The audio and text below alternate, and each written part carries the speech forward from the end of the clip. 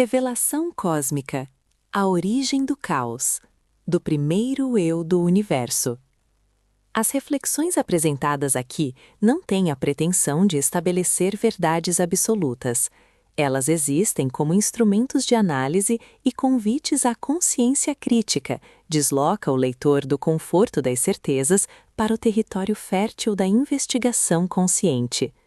Todos os conteúdos pode e deve ser pesquisado externamente pelo leitor. Fonte: Jan Van Wellam, 25/3/2026, RU. Capítulo 1. O primeiro ser. Após a queda de Prajapati em sua própria criação, o ovo cósmico, inicia-se a história mais antiga da existência. Prajapati, criador de universos, deu origem ao ovo cósmico, do qual emergiram dois domínios, o universo físico e o universo de plasma. No entanto, o processo não ocorreu como esperado. Sua própria criação o absorveu, fragmentando sua essência. Seu espírito e sua alma retornaram à origem, enquanto fragmentos de sua manifestação passaram a existir no universo metafísico. É nesse ambiente que surge o primeiro ser fragmentado. Uma estrutura simples, porém poderosa. Sem pensamento elaborado, sem consciência desenvolvida. Esse ser passou a se denominar Javé, também conhecido como Brahma. Ele não possuía compreensão sobre si mesmo. Ainda assim, havia algo fundamental presente, um eu. Esse eu não pensava, não refletia, não analisava, apenas reagia. Seu comportamento era comparável ao de um organismo extremamente primitivo, orientado exclusivamente pela necessidade de existência. Manter-se estável, sobreviver, alimentar-se. Seu campo de percepção se limitava a duas questões essenciais: onde estou, do que posso me alimentar. Nada além disso existia. Capítulo 2. O eu primitivo. O funcionamento desse eu era rudimentar. Não havia linguagem, não havia reflexão, não havia identidade, apenas impulso. O movimento ocorria em função da necessidade. Quando havia algo disponível, ele consumia. Quando não havia, era necessário adaptar-se para continuar existindo. É nesse ponto que surge um comportamento decisivo, a autoalimentação, e junto com ela, a capacidade de adaptação, inclusive ao consumo de substâncias como ácidos. Capítulo 3. A serpente que morde o próprio rabo. Na ausência de alimento externo, Javé passa a consumir a si mesmo. Esse processo é representado simbolicamente pela imagem da serpente que morde o próprio rabo. Trata-se de um ciclo de autoalimentação contínua. Consumo, transformação, continuidade. Esse movimento gera mutação, adaptação, reorganização interna. A existência passa a funcionar como um sistema fechado. Aqui se estabelece o primeiro princípio do caos: sobreviver a qualquer custo. Capítulo 4. O surgimento dos clones. Com o tempo, Javé percebe que sua presença influencia o ambiente ao redor. Outras estruturas começam a surgir.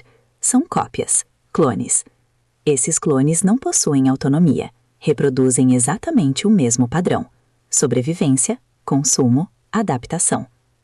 Durante bilhões de anos, esses seres existiram em formas extremamente simples: micro-organismos, estruturas básicas, entidades sem consciência. Capítulo 5. Shiva e Vishnu, a mudança do sistema. Em determinado momento, surge uma ruptura. Aparece um ser que Javé não pode controlar como os demais. Esse ser é Shiva e logo após Vishnu. Shiva inicia um novo processo, passa a criar clones de si mesmo. Esses seres são conhecidos como demos. Shiva criou os demos, clones, seres irracionais, sem consciência, vivem apenas para sobreviver. Representam a multiplicação caótica da vida. Vishnu não criou novos seres, mas organizou os demos, formou grupos e coletividades, trouxe início de ordem. Representa a organização dentro do caos. Shiva cria os seres, demos, Vishnu organiza esses seres em grupo. Diferente de Shiva, Vishnu não cria novas espécies. Sua função é reorganizar o que já existe. Ele introduz agrupamentos, coletividades, estruturas organizadas. A partir dele surgem grupos de demos, padrões de convivência, diferenciações internas. Ainda sem autoconsciência, mas com uma nova característica: organização. Vishnu estabelece o primeiro passo da ordem dentro do caos. Capítulo 6. A expansão da existência. A criação se intensifica. Os seres passam a replicar, adaptar, multiplicar, mas continuam sem pensamento. Não há diálogo, não há consciência. A existência permanece instintiva. Capítulo 7. A irracionalidade. Esses seres não compreendem, apenas existem. Seu comportamento é equivalente ao de animais. Um leão age como leão, um rinoceronte age como rinoceronte.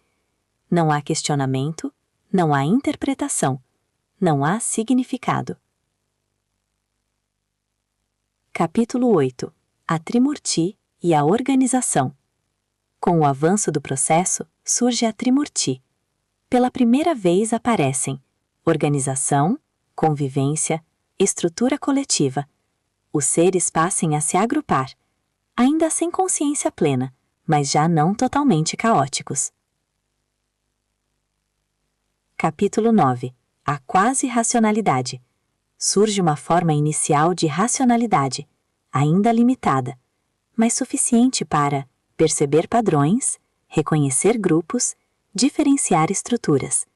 Mesmo assim, a compreensão continua superficial.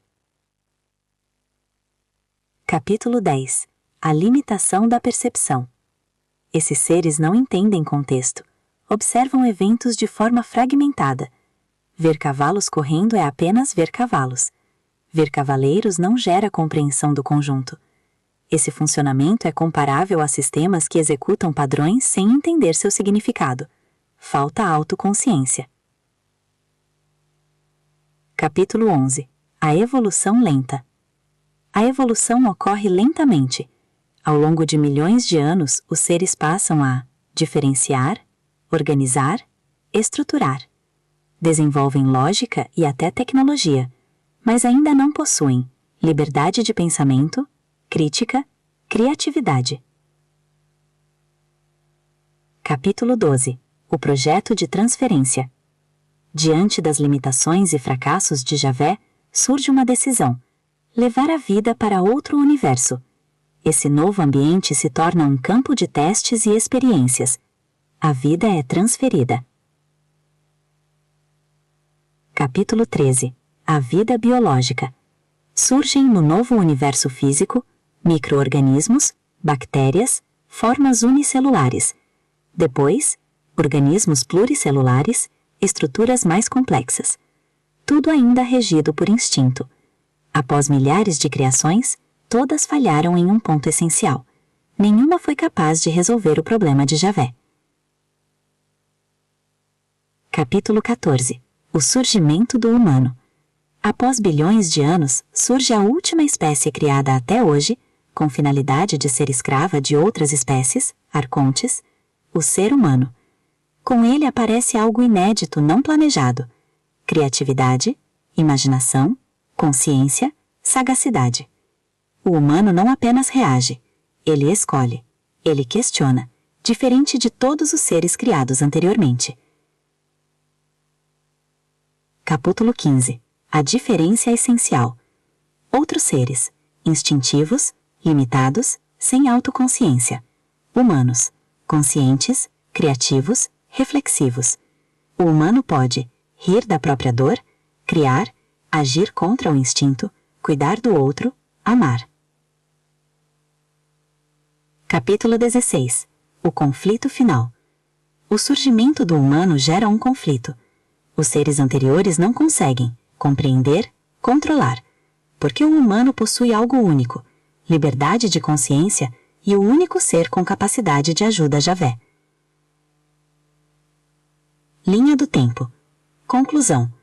A trajetória revela um início simples, uma evolução caótica, multiplicação de formas, ausência de consciência, surgimento da autoconsciência. O primeiro eu era sobrevivência. O humano é consciência, e isso transforma toda a criação.